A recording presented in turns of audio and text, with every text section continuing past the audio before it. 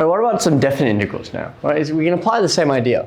The idea is that I am looking at putting in bounds now to make sure I have some things to evaluate. And generally, similar to exponentials, we like to leave these in an exact kind of form. So that's just something they might ask you to do. Otherwise, you can leave it in decimal places if they ask you to do that as well. Right, so let's have our bounds, 1 to 5. And let's look at integrating, let's do this expression, 1 over 2x. Right. So I'm looking at, okay, how can I find 1 on x in this expression? Well, I can see that I could take out this half over here. I'll just get left with 1 on x now. So when I go ahead and integrate this, I'm going to introduce my square brackets here. I know this becomes a log. And I'm going from 1 to 5. So here's where I'm going to substitute this in. Now here's something interesting. Anytime you see ones here with a log question, and it's just in this form, it simplifies quite nicely, right? Because we end up with ln of 5 minus ln of 1. And so ln of 1, if you check that in your calculator, make sure you're using ln, by the way, because it's base e, it actually just becomes 0. So what you end up with is just ln of 5. Now we don't need the absolute values if we know it's a positive value, right? So that's just a nice way of simplifying it. Anytime that happens, that's a first example. Let's look at another one.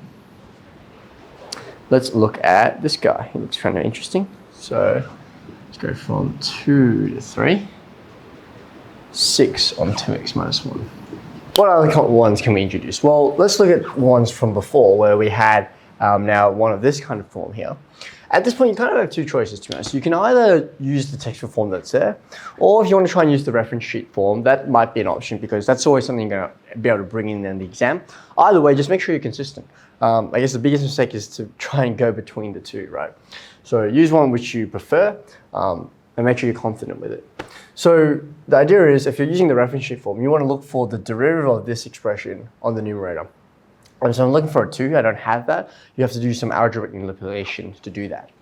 If you're using this form, then you just recognize, okay, I want to factorize out the 6 first because I want a 1 on the numerator. Let's go ahead and do that first. And then what else I can do is I can recognize, okay, well, I've got an a value of 1 here, which is what I can see. So now I can just integrate from this form. I'm going to get 6 times 1 on 2 because that's my a value. And outside of, okay, well, because I can just integrate now, that's just a log, big thunder, 2x minus 1 from the bounds, 3 to 8. So this is just going to come 3, that's 6 times half. Now here we get some interesting things. So if we take ln, and we're putting in the x values here as the bounds, so 2 times 8 minus 1, so 16 minus 1, which is 15. Take away ln of 2 times 3 minus 1, which is 5. And now we can leave the answer like that, but what I suspect the answers might have is they'll simplify even further. And what they'll do is they'll recognize, hey, I know my log laws really well. My log laws state that if I have the subtraction of 2 logs, I can write that as the division of a single log. And arguably, this is much more simplified now because 15 on 5, that's just 3. And that's a bit of a nicer expression to work with than what we had before. Okay, I'm just going to do one more thing. It's a special one because it's actually one of the ways we can define a logarithm and the hyperbolic functions and the exponential value e. Sorry.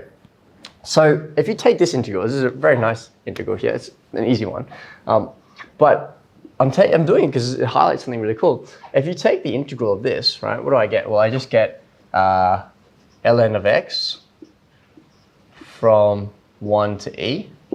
And if you evaluate this, I'm going to get the ln of e minus the ln of 1.